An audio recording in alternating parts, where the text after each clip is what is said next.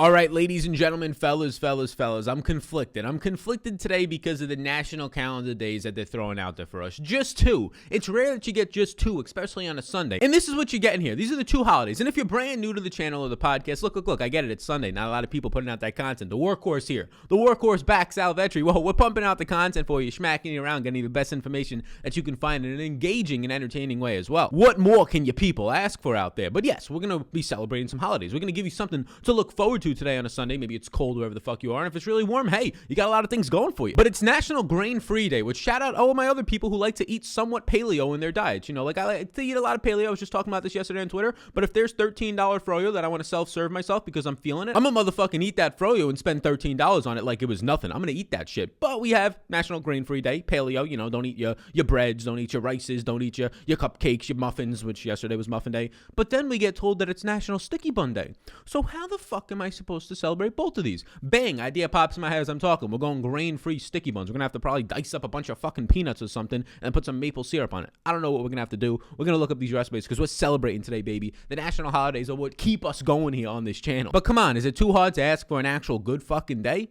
All right, we had a good one yesterday. We got a pistachio muffin. We got to be comfy on camera, so hopefully you were able to tune into yesterday's stream. Hopefully you were able to keep up with the news and keep up with the updates that were going out over on Patreon yesterday. Steph Curry being scratched. Obviously, that sucks, but you can't tilt your face off because that's just the name of the game in the NBA if you're going to be signing up and playing in the NBA. Things like that are going to happen. It's just going to happen. Steph Curry's going to check out some nights. You're going to lose X amount of your money. Maybe you're going to lose all your money, and then you're going to come back the next day, and you're going to try and make that back in a lot more by staying consistent with your decisions and knowing that that's just a product of variance. That's a product of the game, baby. Don't hate the player, hate the game. I'm the player, but also don't hate the game. Come back. We're going to reel you back in today. You big old sharp motherfucking sharks out there. We're reeling you back in here. And let's end this monologue, right? Let's hit the like button. Let's hit the subscribe. And the big one. If you're out there right now, I might be streaming twice today. I'm doing a little bit of behind the scenes talking with NBA Top Shot, if you ever heard of it. And we might be doing a giveaway in terms of some live streaming packs potentially later today. But I will be streaming at 4:30 p.m. East Coast time for the slate, for the 7-game slate as of right now, unless the game gets off of it. So hit that notification bell. You tap that bell, bang, you get notified of when we're going live, when we're doing giveaways, a bunch of stuff that's only going to be benefiting you, and it benefits this channel. The reason why you probably found this channel is because somebody else hit the subscribe button, they hit the notification bell, they did all those motherfucking things. So thank you in advance for doing that and letting you know as we get into it, before we get into the top 12 plays, your 12 plays, we're going to smack you around with the 12 best plays as of right now. We'll update them on Patreon throughout the day. Sign up down below to follow along the injury news. We're going to let you know about the sponsor of the show, Super Draft. And if you are not already familiar with Super Draft, man, these contests on the weekends, like I always say, they just do not fill. I've been tracking them the last couple of days, and they're finally starting to pipe them down a little bit, right? $6,500 to first on the weekend, because when they were giving out 10,000 and 12,000, I mean, they were filling at like 60%. So now if these contests start to fill at 70, 75%, okay, fine. But there's no content going on the weekends, right? You might not see this, but I see this in my numbers specifically. Like some channels might continue to do content throughout the weekend. A lot of channels will take it off. Even I like to take it off. I didn't do the live stream yesterday because, you know, you got to have a reset in there. You got to have a nice little day with your girlfriend. You got to go to a cafe. You got to get yourself a motherfucking pistachio muffin on National Muffin Day. You know the drill. Self-care, right? Relaxation. Do some things for you. It's not all about the business and the streaming and the NBAs, baby, right? There's some other stuff that matters in life. A lot more, actually. But with that all being said, yeah, Sunday. It's another day where there's not going to have that much contest filling because the content isn't going out. Your boy's here on the live stream to help you out, and we can track that. But Super Draft is a multiplier format. And what that means, and we can talk about it as we go through here, what that means is if a guy gets a 50 fantasy point day but has a 1.2x multiplier, you actually multiply that by 1.2x, and he technically then is given another 20%. But the reason why, it's a different type of game mode, but the reason why it's so important to be playing and getting your dollars down there first is because the contests don't fill. So you might be playing in a contest tonight where it only fills at 70%. And if you're on DraftKings, the same exact type of contest for payout structure wise, the same exact type of contest in terms of how many people are in it, might be filling, and it probably is at 100%. They have more liquidity is what that means. They could fill their contest faster. But that's a benefit to you, the player. If you're in the contest, it's only filling at 70%. The other 30% is basically like all taking zeros, right? All those guys, all those lineups are basically finishing in dead last place. No, they did not fill in time, and now you have to face a third less of the field potentially. So be sure to check out Super Draft. It should be where your first dollar rooskies are going, especially on the weekend where these contests do not fill anywhere near as much. People are going to be playing NASCAR today. People are going to be getting into some other sports like the NHL going on today. So be sure to check it out. It's linked down below in the description. The code SAL, that's S-A-L, my name, my first name, my nickname, S-A-L. We'll let them know that you came from me, and they'll give you a free money bonus up to $500 rooskies in a slow drip format. Let's start off quickly with the injury news, and then we'll get right into your top picks, because I know that's what you fellas, you ladies, you gentlemen are here for today. So the injury news. Kyle Lowry's doubtful, which is massive news, which is really going to be mattering for this entire slate right now. So So right now I'm ruling him out. DeLon Wright, also doubtful, which is also going to be some pretty big news and also going to be something that's really, really, really going to impact this slate. In Denver, they're down a decent amount of players today. They're going to be down no Gary Harris, no Paul Millsap. Will Barton seems to be probable. JaMychal Green is out. PJ Dozier. All these guys are out. Taurean Prince is also going to be out yet again, which makes Cedi Osman. He's not going to make the list, a spoiler alert, but Cedi Osman is like right there as like a top 15, top 20 play today with no Taurean Prince. Going to be playing likely power forward again at 5,500. You go over to Sacramento. They played yesterday. Harrison Barnes was ruled out, right? And these guys were said that they were going to have a minutes limit in terms of Rashawn Holmes if he played, so I expect that to be true again. Glenn Robinson if he played, which I expect that to be true again. And then Harrison Barnes. All those guys are questionable today. As of right now, I'll project them just all to be in this game, and we'll go from there. Kevin Durant is out, and then again, JaMychal Green and Paul Millsap out for Denver. That's your quick injury news as it goes. DeLon Wright being out. Dennis Smith Jr. played 23 minutes, and he averaged a point per minute in that last game. That looked good. Kyle Lowry being out. You saw Norman Powell pop off for over 40-something fantasy points. Now he's $6,800. But the guys who are obviously going to benefit the most there, sure, Powell, sure, Anunoby to an extent, but Freddie VanVleet and Pascal Siakam. So let's start off now with our number 12 play. It's going to be Mr. Donte DiVincenzo. Donte DiVincenzo. So we already have the news that Jrue Holiday is indeed going to miss. That was official this game yet again. So with Donte DiVincenzo out there, you get to put him in a shooting guard spot for a guy who will play a lot of point guard minutes here. So the minutes are up. Like, that's the thing that's really appealing, right? Since these games, since we have had no Jrue Holiday, you're getting 32, 31, 30, 32, 27, and 30 minutes. And up until this last game, you're getting very nice shot volume. And without that last game in there, he's averaging like 10, 15, 14, 9, 12 shots a game. This past game, he only has 8 shots. He only makes 2 of them. So his price point basically drops from 5,400 to 5,100. And now he has a nice matchup against Sacramento. So DiVincenzo, with the price point dropping, is at a nice buy low spot for a guy getting consistent minutes, for a guy who's definitely active as a rebounding guard, a guy who's going to be picking you up assists and other peripherals out there. Right now in the season, Donte DiVincenzo, with no Jrue Holiday on the court, is currently averaging 0.91 fantasy points per minute and a healthy sample of 412 minutes. 0.91 fantasy points per minute for a guy who's going to get you somewhere around 30 minutes of play today at 5,100 is very strong for this 7-game slate. He is our number 12 play today against Sacramento. I love the fact that you can put him in your shooting guard spot as well. But he's number 12. He's not a top 10 play. He's very close, but as of right now, our number 11 play is going to be Mr. Will Barton, and a lot of this has to stem from similar reasons to Donte DiVincenzo. And a similar price point at 5,200, I'll give the edge marginally to Barton here for $100 more. Now, they play different positions. Barton, unfortunately, is not shooting guard eligible anymore like he has been in the past. What you're getting out of Barton is a small forward eligible only player, and a guy who's playing bigger minutes, but there's no Green, right? No JaMychal Green. He's now ruled up. There's no Paul Millsap. So if you're talking about just a rebounding upside for guys like we could talk about maybe a little bit later if he's on this list, Paul Millsap, but if you're talking also about guys like Barton who do crash the glass, you see Will Barton with both of those power forwards in JaMychal Green and Paul Millsap off the court averaging a 14.5% rebounding rate. It's nice to see that go up when those guys are off the court. It's a smaller sample of 180 minutes, but you're getting around 0.85 fantasy points per minute right now. You're getting about a 20% usage rate. So Barton right now marginally for me. And the other thing is that the minutes are there, right? So there's so many other guys missing right now as well. PJ Dozier and some of these guys, Gary Harris, shooting guard, small forward type players, point guards to some extent, but it's kind of factoring into Barton's minutes. The last 2 games with a lot of these guys out and now no JaMychal Green,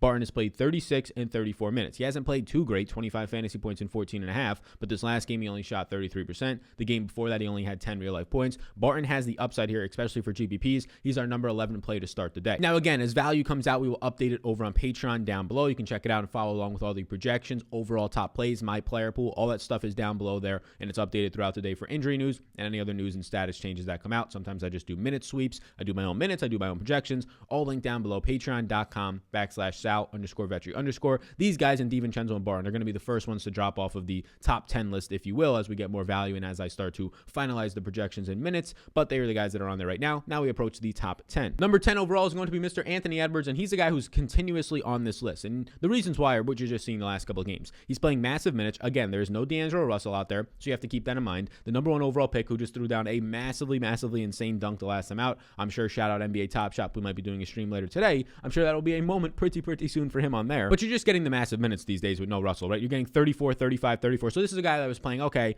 28, 26, like earlier this year when he was the first overall pick, easing him in. Okay, maybe you got like 22 minutes out of him. Oh, then he was starting to get 28 and 30 pretty often. Now it's basically a lock for him to get like 32, and it just, does he get 35 plus, right? 35, 34, 39, 34 over the last 4 games. You go back a little bit more, 34, 32. So he's getting all the minutes in the world. He is a quality fantasy point per minute producer. He averages 0.96 fantasy points per minute with no Russell on the court this year in a large sample of 549 minutes. That's good to see. Decent assist percentage. He's been an okay shooter, but the usage rate is what's been really good at 27%. But look, he hasn't been great. Like he's shooting 49.5% true shooting percentage, 46% effective. That's obviously low, but when you look at his past 2 games, he shot 20% and 21%. That stuff's going to come up. The nice thing is the volume is there. His last couple of games, 21, 15, 21, 15, and 14 shot attempts. But these last 2 games, he shot 0 of 7 from 3-point land. The game before that, 0 of 4. He shot shot 21% and 20% overall, 3 of 14 and 3 of 15. One of those being that massive dunk. That stuff is going to change. If you're giving a guy 35, 36 minutes who can pick you up some rebounds and assists and things like this, but you're giving him 15 to 20 shot attempts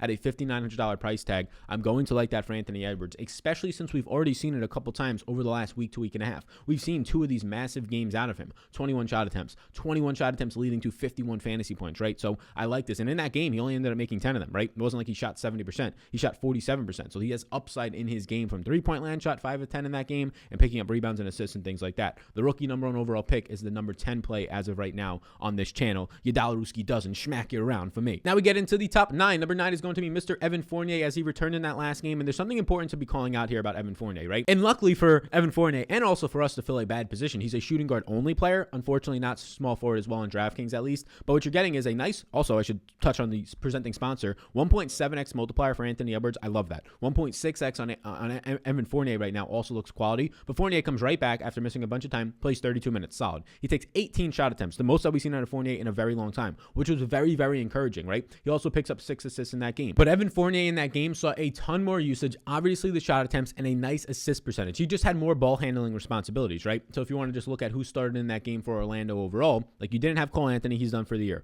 Basically, this is the place where if you're a point guard, you go to die this year in Orlando. If you're a point guard, you're going to be probably done for the year or a very long time. They had Michael Carter-Williams, and they started him in that game. He plays 33 minutes. Wasn't anything special overall. He shot, I believe, 2 of 13. So Michael Carter-Williams at 5,500, also a pretty decent option just in terms of the minutes and the overall volume that he's getting. But Fournier took on a lot of that usage, and this might be something to keep an eye on. Like Evan Fournier last year, in the last year and a half, has been the usage leader ahead of Vooch on this team. With him now back, maybe these Vooch 70-point games like last time out and 60-point games don't come as frequently, with Fournier taking more shots, with soaking up more usage. Something to keep in mind as he's above $10,000. Fournier, for me, like to see the ball handling spike, like to see the shot attempt spike, our number 9 overall play. As we get to number 8 now, it's starting to get a little bit frisky up towards the top here. We have the number 8 overall play. There's not that many guys in value range right now. You have a couple, one of them in the 4K range we'll get to a little bit later on, but here's the other one. It's Gallo at $4,400, and Gallo's a pretty interesting player. Small forward, power forward. If you're playing him, I would put him into that small forward spot. Get as many centers into your lineup as you can by putting them into the power forward spots instead. We have a game theory piece down below in the description you can check out. Also, while we're touching on things in the description, my social medias. I'll be releasing another one of the Today in Sports. They're 1-minute comedy sketches. I encourage you to check them all out. They're all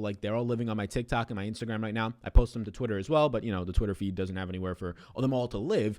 But yeah, Sal_Vetri on Instagram. Check it out. Sal Vetri DFS on Twitter, posting a lot more content in the Instagram and in the TikTok spaces. So be sure to hop in over there. But Gallo right now at $4,400. The price point isn't changing. If anything, it's coming down. He was $4,900 a couple of games ago, then $4,800. Now he's stabilizing at $4,400, but it's not the right price tag in my opinion. The minutes, we were told a while ago he had a minute limit of now 30. So we've seen him hit that minute limit before, but he's been playing 26, 25, 24. I'm going to project him for probably 25 to 26 minutes for a guy who's also going to be somewhere around a fantasy point per minute producer. But as of late, the reason why he's not getting this salary to come up a little bit, now the matchup against Denver, down a lot of bodies, so also down low, there's not going to be as many big guys down there for him to go up against when he's actually playing some small forward, power forward when Collins isn't on the court. But the last 2 games for Gallo, he's literally shot 14%, 2 of 14, and 23%, 3 of 13. When he's just shooting decent, right, he's going to get you somewhere around 25 to 30 fantasy points if he continues to play those minutes. The 1.9x multiplier in Superdraft is enticing, but the minutes doesn't give you a big ceiling compared to some other players. I like him more and a lot more on DraftKings for value right now. $4,400, the matchup is not going to seem as bad as it is, and the second he just starts shooting not 23%, but 40% even, he's going to start scoring 25, 30 fantasy points at this very cheap price point. The number 7 overall play is going to be Kyrie Irving. He's down to $8,700, and this is probably appropriate because we're getting a better sample now of what happens when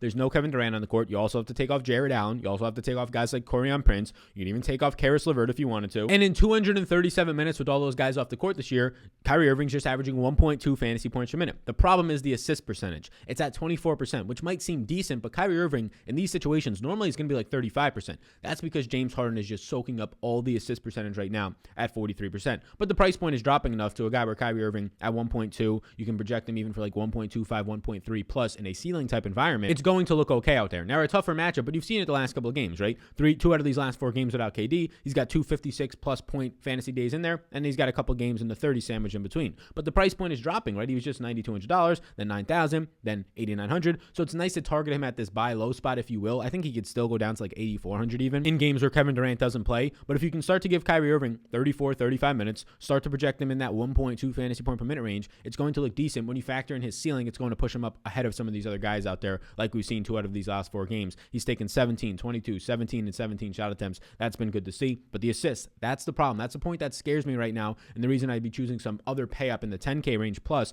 options ahead of Kyrie that we're about to get to. Because of James Harden, Kyrie's assists have just been, even without Kevin Durant, 5, 3, and 4 over these last 3 games. That is a concern, and that's something that I think is going to continue. But Kyrie Irving, our number 7 play right now. We can slide down to then his teammate at 10,600, our number 6 overall play, and that is James Harden. And that is the guy that I'd rather pay up on this slate, even for $1,900 more expensive, to James Harden. The last 4 days with no Kevin Durant, he had a bad game last time out, a bad game of 54.25 fantasy points, which at 10,600 isn't awful, right? It's actually getting you there. Then he had 68, then he had 73, then he had 63, right? And now his minutes are bigger than Kyrie's, 35, 35, 37, and 38. His abilities to pick up assists, way better, right? He has a 43% assist percentage to Kyrie's 24%. Massive difference, and that's resulted in 11, 11, 14, and 16 assists in the last 4 games without Kevin Durant. Obviously, James Harden is going to be averaging more fantasy points per minute because of that. He's going to be averaging somewhere around 1.44 fantasy points per minute and 383 minutes with no Durant, no LeVert, no all these guys on the court. Well, he hasn't played with LeVert at all because he was traded for him. I have in here like 1.6 fantasy points per minute just because that's what I'm looking at over these last couple of games. Is something to just reference everybody on if you want to go back to basically the beginning of February since Kevin Durant has been out, so the last like 20 days or so. And if you wanted to look at what that's going to be looking like, you have James Harden averaging about 1.58 fantasy points per minute, and you have Kyrie Irving averaging about 1.28. So that's kind of what's happening over these last 4 or 5 games without a Kevin Durant out there if you want to look at an even smaller sample. So James Harden on number 6 overall play today. Now let's get into the top 5 overall picks. And another guy, another expensive fella out there is going to be Mr. Nicola Vusavich. And if you can see my notes on the screen right to the left of me, basically, really right where my eyes are, my eyes looking at it right now in the YouTube version, rebounding is going to be a ceiling here for Nikola Jokic. And why am I saying that? Because he's going to be like the only big man out there today. There's no JaMychal Green, who's like a number 3/4, but can play some small ball 5. There's no Paul Millsap today, which is going to be somebody that plays a lot of 4 for them, 20 to 24 to 25 minutes some games. So you're taking all these guys out of the rotation, right? You're taking out some guards as well, but the rebounding rate for Nikola Jokic is just going to shoot through the roof, right? This is a guy who's going to be seeing a 30+% rebounding rate today, already sees a 30+% assist percentage, already sees a 30+% usage rate. Jamal Murray has been popping off as of late. Jamal Murray coming off of a game where he shot 21 of 25. Just a week ago, we were trying to hit the buy low spot on Jamal Murray. Now he's basically $2,000 more expensive and somebody at 8,600 that I can probably get away from now. But Jokic, the rebounding rate is going to spike here, and then you just get everything else you know from Jokic, right? 36 minutes per game. I don't have to tell you too much more about that. The matchup against Atlanta, okay. Against Clint Capella here, a guy who's flat-footed in the paint. Nikola Jokic can take you literally anywhere around the court. He's going to be a matchup nightmare for a guy like Clint Capella, these stationary centers. So Jokic, number 5 overall. Let's now get into our top 4 plays. And before we get into the top 4 plays, again, just a reminder to, like the video, do that and appreciate that. If you're listening on the podcast version, we do a $100 giveaway weekly. If you just leave a 5-star rating and review on the Apple Podcast and a way for me to contact you, one person will get that, contact you via email, Twitter, whatever it might be. It takes literally 30 seconds of your time. While you're watching this right now, while you're listening to this, you can pull up your phone and know it's like your third arm, maybe even your third leg for some people out there. But also, if you just take it out, it takes a couple seconds, literally just a couple of moments, and you can just go to the Sal Vetri Show, 5 stars, and say, hey, this show is good, or whatever you want to say about it if you want to take some more time on it. But appreciate that. Like, subscribe, and again, we'll be live 1 or 2 times later today, depending on what happens with this Top Shop stuff. I'm trying to get back, or they're trying to get back to me on that. I have to wait once they get up over there, wherever they're living. And notification bell, tap it, make it look like it's tapped right there. That helps out a lot as well, doing these videos on a daily basis. And yeah, let's get into it now. Our top 4 plays, going to be another pay-up option. $11,000 Giannis, the most expensive player in the slate. This is somebody that I want to get to today. This is somebody that I want to take advantage of in a major way. Even if all these guys for Sacramento are in, like Rashawn Holmes, he's improved since he was a 76er defensively, but he's improved when he went to Phoenix. Rashawn Holmes as a center and really a power forward there, and then he went over and he ended up going to Sacramento. He's improved for sure, but nowhere near great, right? You have Marvin Bagley, who seems to have his minutes limit off, but there's nobody out there. Hassan Whiteside, it's gonna be an absolute joke. Bielitsa, if he plays actually in this game, right? His minutes are all over the place. Yeah. Giannis, somebody that I want to be getting to. Giannis so far in the season is right now averaging 1.64 fantasy points a minute, but you've been seeing it as of late very quietly. When Jrue Holiday was healthy for this team, Giannis, it was tough for him to get above like 1.6 fantasy points a minute. Holiday was soaking up a decent amount of the assist percentage. Now Giannis, 36% assist percentage in 439 minutes with no Holiday on the court, and his 1.64 fantasy points a minute, and really like 1.6 if you want to factor it out the last couple of games, is now back up to 1.72. We're getting last year's Giannis back, right? And that makes sense because now you don't have Bledsoe, now you don't have because he's left, but also you don't have a Jrue Holiday due to the injury. You're replacing him with low usage players like Bryn Forbes, decent options that aren't playing massive minutes consistently like Pat Connaughton and DJ Augustine. Giannis is my favorite pay-up option today. As you can see, though, it's 4, 5, and 6 overall for me in Giannis, Jokic, and Harden, so they're all very close. I'd like to get to 2 of them. If you force me to pick 2, based on the rankings, it would be Giannis and Jokic, but again, whichever one's fit into your lineup the best.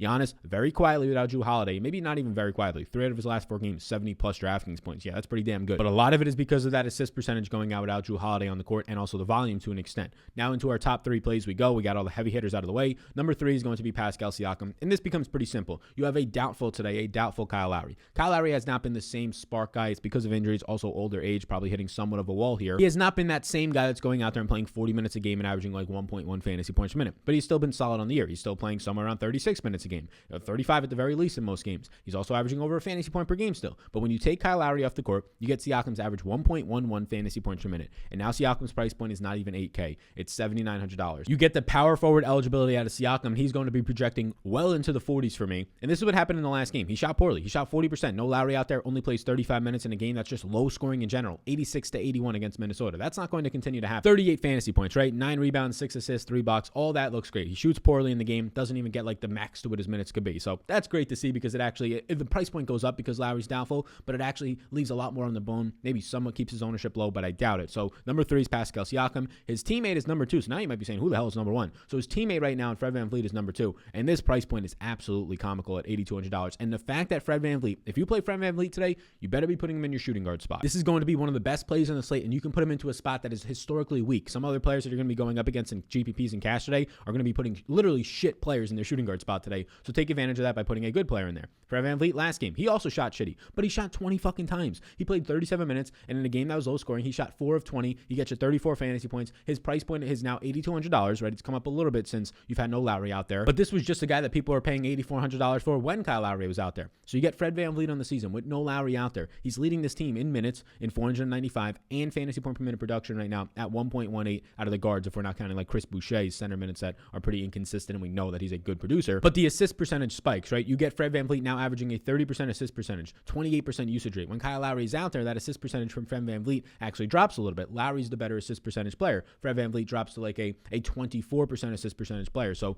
Fred VanVleet can average around 1.15, 1.2 fantasy points a minute. Going to play probably 36 plus minutes against Philadelphia today. The 1.35x multiplier on SuperDraft, the presenting sponsor. Check them out below. Use that code SAL to get your free money bonus up to $500. Rooskies takes 2 seconds of your time in the description below. But Fred VanVleet and Siakam both have a 1.35x multiplier. Like those both a lot. So I would rank Fred VanVleet today over Siakam, but they're both 2 top 3 plays for me. And now we can get it off to the next option. A man who is $4,000 flat today. A man who we have to see if he's in the starting lineup. But number 1 play on the day today at $4,000. It's basically because we don't have much value, is Dennis Smith Jr. Why is this the case? Because we have a doubtful DeLon Wright. We no longer have Derrick Rose in Detroit to be picking up minutes here. We still don't have the rookie out there, Killian Hayes. He's going to be out for a while. So what we get here is we're going to be getting probably, we saw 23 minutes in the last game, a decent fantasy point per minute producer when he actually has the time. Assuming that DeLon Wright is out and Dennis Smith Jr. starts today, I am okay to get to Dennis Smith Jr. And yes, I know it's pretty bold to have him number 1 overall, but I would expect 24 plus minutes. If he starts, I would start to project him around 27 to 28 minutes today. It's a small sample. We only have 73 minutes with him out there with no Derrick Rose and really just no DeLon Wright, right? So 73-minute sample, we can't judge it too much. He's averaging around 0.85 fantasy points per minute, which is also good. At $4,000, if you play 28 minutes for me and get me 0.85 fantasy points per minute, I'll take that 6x or whatever you're going to be producing for me out there. So number 1 overall play, because the fact that DeLon Wright is, I have him written in here as out. He's doubtful technically. In the notes I have him as out. We'll put him as a big old D here. So DeLon Wright is doubtful today. I'd expect 24 plus minutes if he starts, and that's at the minimum end. I would really probably project him for 27 or 28, and you could even see more there. So DSJ, Dennis Smith Jr., the number 1 overall play today, based on the fact that there's not much value. There's rarely any 3K value. If you want to go to the Bucks guards and Pat Connaughton down there and DJ Augustine, be my guest. If you want to get to some of the cheaper guys like Campazzo from Denver still with all the guys out, again, be my guest, but they're not ranking on his top 12 plays for me right now. But thank you so much for tuning in. I appreciate you all a ton. Before you go, like, subscribe, do all those things, and check out the Patreon projections, support the channel, and get the tools and analysis that will allow you to have a better chance at profiting, a better chance at ROI. You all rock. I'll see you all in the next one. I'll see you all later on today as well, so hit that notification bell to be notified of when we're going live. Enjoy the rest of your Sunday. Enjoy the rest of your weekend.